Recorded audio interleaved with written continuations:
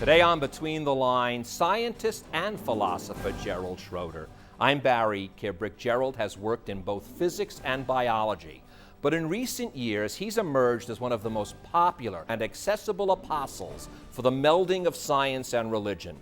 With his book, The Science of God, he looked at science and faith as different perspectives on a single whole.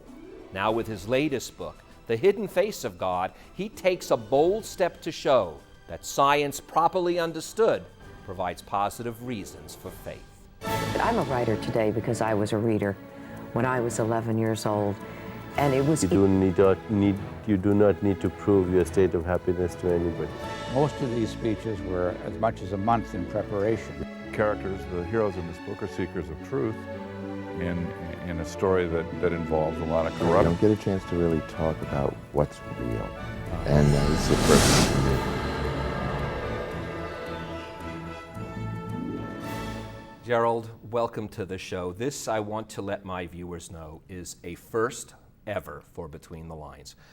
My viewers know that I really read every book that's on the show, and I read them in detail. I didn't even ask you to come on the show until yesterday afternoon. What happened was I was driving to work. I heard you on the Dennis Prager show, who I had on my show twice, and I had his producer, Alan Estrin, on my show. I quickly called Alan after I heard your conversation. I said, this is going to be strange, but I've got to meet Gerald Schroeder. And once we set that in place, which was yesterday, I did go about reading everything I can on the three books that you did write. The Hidden Face of God, which is the most recent one, Genesis and the Big Bang, and The Science of God. And I'm going to show all three books because I'm going to be also pulling from your website about the conversation. And as I said, what attracted me most, and I'm going to use this as a little bit of a tease, viewers, is the actual physics of life after death. But we're not going to start there. I'm going to start a little bit easier, and that is with your words, a single consciousness, a universal wisdom pervades the universe. It's a beautiful thought. You wrote it. It's a beautiful thought, and it's true. And it's demonstrably true.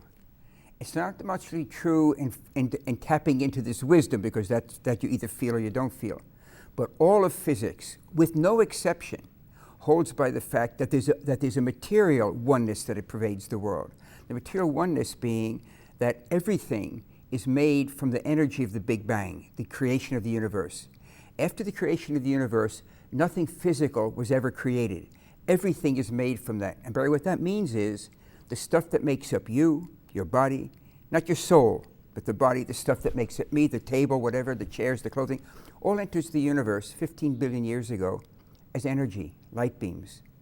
And those light beams evolved over time, developed over time, became matter, Einstein's famous equation, how energy can take on the form of matter equals mc squared. And the matter changed into elements of life in stars. And about 4 billion years ago on the Earth forms, the solar system forms, water forms on the Earth, life starts immediately, and it's all built from the light beams of creation. So from a science point of view, we can demonstrate, and essentially every scientist holds by this, accepts this, that everything you see around you has been in the universe in a different form, but for 15 billion years, or 14 billion, depending what laboratory you listen to. 15 billion years ago, an explosion from absolute nothing brings the energy of existence into being. And that energy goes through that chain of events that I just mentioned, energy, matter into the elements and the stars into rocks and water, the Earth just in the right position, liquid water, Venus is too close, Mars is too far, and out of this comes life, and you and I and everything you see around you. So the problem that, now for this universal consciousness, the problem is how do light beams become alive? Because they did. Everyone, you can be the most avid atheist in the world, thinks that theology is completely wrong. Leave theologies aside. No theology, just pure physics. Light beams, energy was created and it became alive. It took 15 billion years. It doesn't matter if it took 15 billion years or 15 seconds or 15 gazillion years. The amount of time isn't the miracle. The miracle is that light beams became alive and everyone accepts it. So how do light beams become conscious? It's a big problem. It's a great stretch, except for the fact that embedded in this understanding of the universe, is a consciousness that predates the existence, and physics holds by that today. Physics accepts you talk to quantum physicists, and they're poetic. The essence of existence is information. Well, I want to, as a physicist having you here, and as I said, we're going to explore with my theories and all of this as we go through it, and I want to explore that wisdom, that information, because you yourself even question, where does the information arise? That's how you get, I guess, to the point of something transcendent, something. Do you see that then? Transcendent would imply outside of the universe. Outside of the physical. It's manifest in the universe, it enters the universe as a metaphysical reality. Metaphysical, I don't mean philosophical, I mean not physical. When we think in terms totally the physical, right? Time, space, and matter. That's the box that we're locked into. But there are other inputs as well. And the question that I have to ask is, there's no hint, and that's what I'm leading to trying to delve into what you just suggested. There's no hint in protons, in neutrons, the things that make up an atom. There's no hint of consciousness, of awareness in them. Where do you see and yet consciousness arrives in them because our body and our brains are made of protons, neutrons, and electrons. Right? You know, the stuff of the physical world. So where's the hint of consciousness? It's not, if you just take them as material objects, then there's no hint of this. And yet we know that we feel self-aware. You know you're Barry, and I know I'm Jerry. And I always know and there's that. Something allows this totally, in quotes, non-living matter to become living. And not just living, but self-aware, to feel joy, wonder, boredom, excitement. Where? There's no hint of that in any of the phenomena that make up the physical world, and that's because as I understand it, and physics, it's not just me speaking. Persons who have won, the Nobel laureates in this whole field of quantum mechanics talk about this idea that there's something more fundamental in the universe, something so basic that you can't even describe it as physical, that it's more of an idea. In fact, the late knighted mathematician James Jeans, the person who laid out the mathematics of how a star evolves, said that the world, he says that it's essentially unanimous agreement, that the world is more of a thought than a thing, that the mechanical reality that we see around us, this mechanical physical world, is a manifestation because our bodies are in the world. But there's something beyond that that's outside of our bodies. Well, I heard you, as I said, on the Dennis Prager show, and one of the things that caught my mind was this analogy you used about a radio. And you said a radio is sitting there, and it is picking up music from, and we, by the way, you made it interestingly clear that we know somewhat the science of how the waves may travel, but the consciousness is different because, as you said, we may, and this goes back to that old saying, if a tree falls in the forest and no one is there, does it make a sound? The answer, I'm going to have to take a leap here, according to you, would be no. Because it'll make a sound wave, but no one would hear it. Nothing would hear it. The sound is not in your brain. It's only this translation of chemicals that come around from the wave, yet we can make these deductions. So in that way, the universe exists because we think it exists. What you just said is beautiful. I'm not just saying it because it's beautiful. The fact is, the sound waves exist, but the universe is silent. There's no sound in the universe. The sound is all in here. That is exactly. The sound waves exist, but the machine that picks them up, I'm just being very material in this statement, the brain that picks them up, do we know exactly how the waves make the eardrum move and the bones move and the other eardrum and the hairs in our auditory canal? That's all chemistry, but that's not sound. The sound is totally how we perceive it. We know how all the information comes in. That's why sometimes I get goosebumps when I think about these, what you just said. The tree falls, there's no sound, you're exactly right. The sound waves are there, but until you hear it, until the system that picks up those sound waves through the ears, whether it's an animal or whether it's a human, then it becomes sound. In your brain, the way I would say it, in your brain there's no sound. I hear you talking, you hear me talking, but there's no sound in your brain. There's chemistry in your brain. So the simplistic answer is, well, we interpret that chemistry as sound. Obviously we do. That's why we think we're hearing sound. But where's the interpretation? It's the replay that becomes a problem. The information coming in we know, but where's the replay? Any neurologist will tell you, put a microstethoscope anywhere in the brain, you don't hear any sound. You might hear gurgle, gurgle as the blood goes through the veins, but there's no sound, no A, B, C, D, nothing. So where's the sound? I think that we get the sound in the mind and not in the brain. And that the mind, it's a debate that's been going on, but there's so much neurology that's known, and there's no explanation for many phenomena, like the universe being silent, but we don't hear it as silent, we hear it as sound. We've been very careful, and you've been careful, to avoid what you call the G word. Yeah. Because once you say the G word, the God word, and it's funny, you use this example, you could say that, you know, $1 billion could be spent on going to a movie where they say the Force, and that's okay. Star Wars can say the Force, but we can't say the G word. It takes it out of science once we do. Yet many scientists have played with this G word. How does this all now fit in when you take this notion of something that's intelligent, we call it mind, we have mind, as you said, every living thing has mind. How do we reconcile what the metaphysical mind is? Is that the G word? You could, it's because it's our part as well. It could be the G word interacting on the world, but it's not the G word. It's not God. I'll say it out loud. It's that the origin of this wisdom, the origin of this super consciousness, I would say, would be what we would conventionally call God. Not necessarily the God of the Bible. I'm willing to go with it being the God of the Bible, as I do. I mean, but it may not be the God of the Bible. It still would be a metaphysical force that created the universe and is active in the universe. But that's the key aspect, that it's active still. The fact is, when you get non-living matter becoming alive, that's one thing. And then becoming alive in consciousness, how?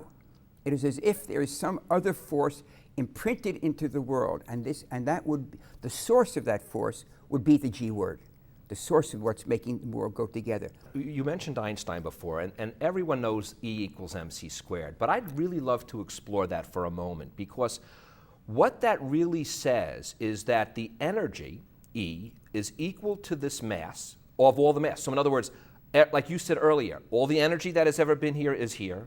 All the mass that is here is here. Is made from that energy. Made from that energy. But where he comes in, when he says it's c squared, it's really not an actual number, in fact. I mean, there is a speed of light and it's squared, but the purpose of it is to really show you how much energy is required to make the smallest piece of matter. And literally, that's why we have nuclear power. Because if you, as you said, I think in one of the lectures or books I read, was you just crack open the energy of a petal of a flower, and it would be the same as the energy of uranium. It takes that much energy to make the smallest piece of matter. I've seen 6 atomic bombs detonated in my work. Literally present as one of the scientists active in hadn't been disarmament, but active in this work. A few grams, the first nuclear test I saw, the first one was in Nevada. It was an underground test. They all vented, but there was an underground test. 2 or 3 grams of uranium turned the Rainier Mesa, an entire mountain, into a bowl of jello, or jelly, however you say, rocking like this. A couple of grams. The amount of energy, that's why C, the letter C is a huge number, and C squared is squared vast, which is exactly what you say. There's this vast amount of energy present that is released. But it's important, I think, in that E equals mc squared equation to realize that that equation doesn't say the energy disappears and becomes matter. That's not what it says. It says the energy changes form, remains energy, but takes on form. If we look at E equals mc squared, and we see that all this energy is still in existence, but when we see all of this existence, therefore, when one dies, there is still energy that exists. Something is still going on. Now, I'm not talking about psychic phenomena where you can necessarily tap into that energy, but that energy is still going on, and you are now entering into that realm That's what I want to begin exploring with you. There is this consciousness that exists forever. And at some level, that personal consciousness remains and remains personal to you. That is to say, the you that you are, the you that feels yourself as you. Information is stored in the brain. We know that from, God forbid, brain damage or other things. We know the brain stores a lot of information. But the replay, the sensation of you being you, is not necessarily in the brain. If you destroy part of the brain and you can't pick that up any longer, it's just like the radio being scratched in one place and you can only pick up certain of the bandwidth, but not the total bandwidth. The same being on the brain. When the brain becomes damaged or unfortunately eventually dies, that hasn't stopped the mind from existing, because the mind is not shackled to the brain. But the only way our body can pick up this information is through the brain. I'll put it this way. If consciousness, self-awareness is hidden in the brain, in the physical brain, it's very well hidden, because there's no evidence in the brain of it. The information is stored there, but the sensation, the feeling that Barry is Barry, that Jerry is Jerry, that's the mind. Then let me explore. And the mind continues after that, after the death. Then now this is where we're going to get tricky, okay? Philosophically, we're still on track here, but now you actually are taking it even further than I thought you would, so I'm going to get to play a little bit more. If that mind is not destroyed, we know it's not, it's energy, just we said, we know it is not. I mean, the brain may be destroyed, but the sensations are out there. Maybe the radio, your body is not there to pick it up. Will one day, could someone tap back into it? I'm bound by, a year and a half ago, I was invited to the United States to give a lecture on this to, I don't know if you can say on television, Homeland Security. I just put it there, I won't say where. Yeah. You realize what that means, if you can tap into that? You know what it means for security, let alone just for personal gain? Yes. I don't know how. I don't have the ability to know how necessarily. I have some ideas, but the answer is yes.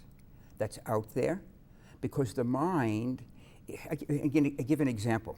I live in Israel. I have to pause for a second. Yeah. I mean, this is about as heavy duty as you can get. I was comfortable. I'll tell you what I was comfortable. I was comfortable knowing that the energy existed.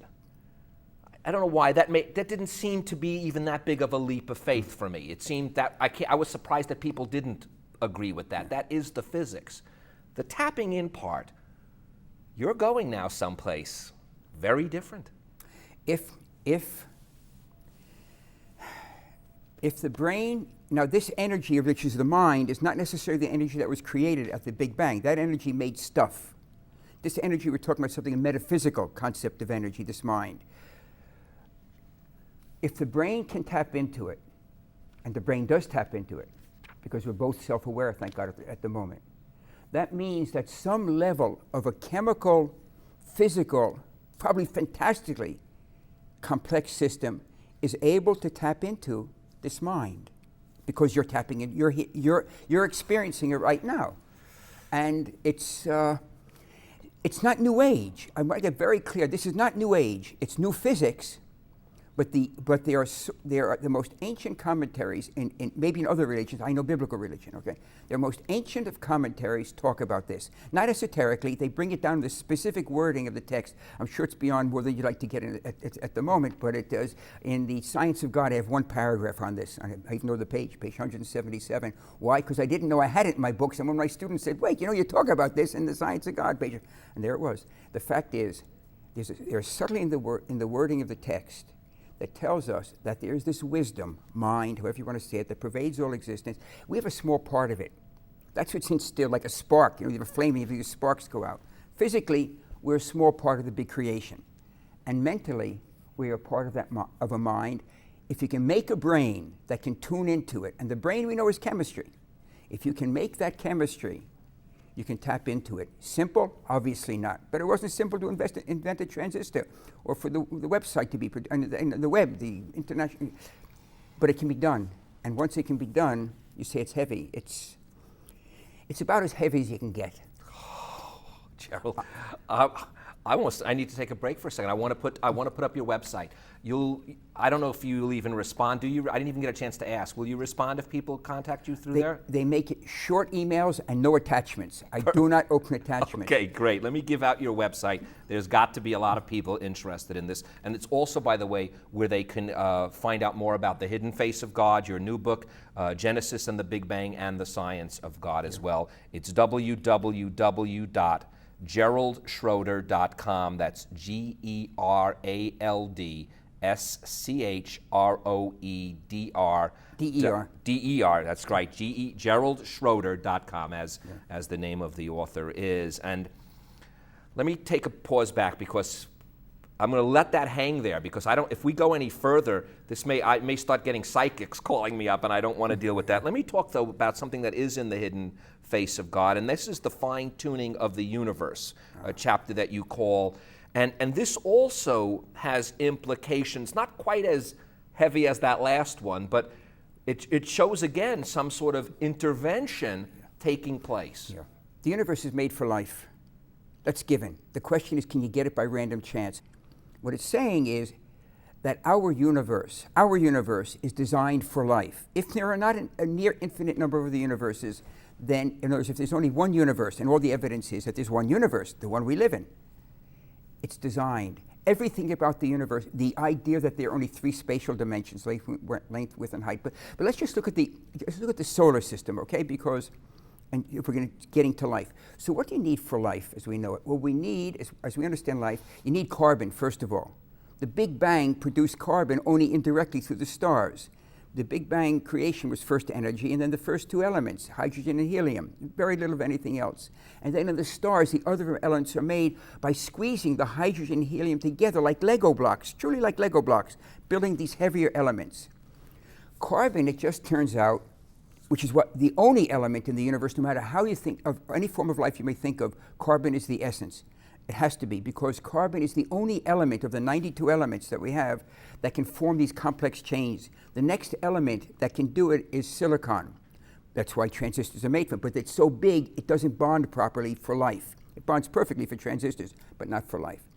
Carbon is the most abundant element in the universe that is solid when water is liquid, and that's exactly what you need for life. An element that would be solid at the temperature range where water would be liquid. In the 9 planets that go around the Earth, only one planet is in a location where water will be liquid on the surface of that planet, and that's the Earth. Yet there should be no Earth where the Earth is located. In the distribution of matter, this may be complex, but I just want to just point out some of the amazingness about the universe being tuned for life. In the distribution of matter in a rotating system, the separation of groupings is exponential. 1, 2, 4, 8, 16, 30, and it doubles each time. All of the planets double in distance. If you take Mercury as 1 unit of distance away from the sun, that's 55 million kilometers. If you call that 1, then Venus is 2. Mars is 4. The asteroids are 8. Jupiter's 16, 32, 64. But you notice they didn't mention Earth there, because it goes 1, 2, 3 for Earth, 4 for Mars. The asteroids wanted to be a planet, but Jupiter tore them apart. Jupiter, Uranium, next. There should be no Earth where the Earth is.